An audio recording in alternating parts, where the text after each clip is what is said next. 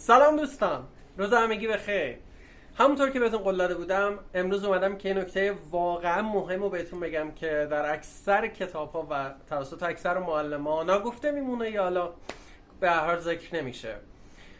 اگه یادتون باشه تو 2 تا پست اخیر راجع به سوالی کردن جمله ها و منفی کردنش رو صحبت کردیم. حالا میخوایم این دوتا رو با هم ترکیب کنیم، یعنی جمله های سوالی منفی رو بفهمیم چجوری باید بسازیم. حالا یعنی چی؟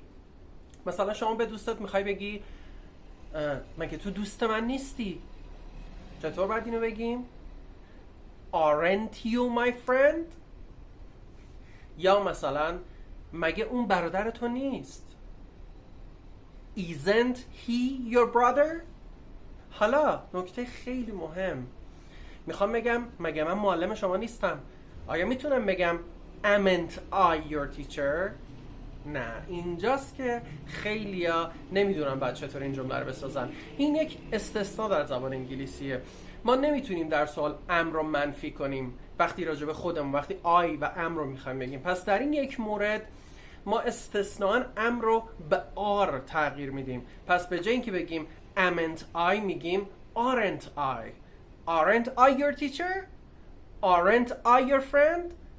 Aren't I your husband? Aren't I your wife? من معلمت نیستم، من دوستت نیستم، من همسرت نیستم. امیدوارم که از این نکته بهره کامل رو ببرید. بازم توی کپشن ها براتون مثال می نویسم و هر چقدر تونستید حتما توی سوالا برام مثال بنویسید که من چک کنم و اگه ایراد داشتید برطرف کنم. تا نکته بعدی، خداحافظ.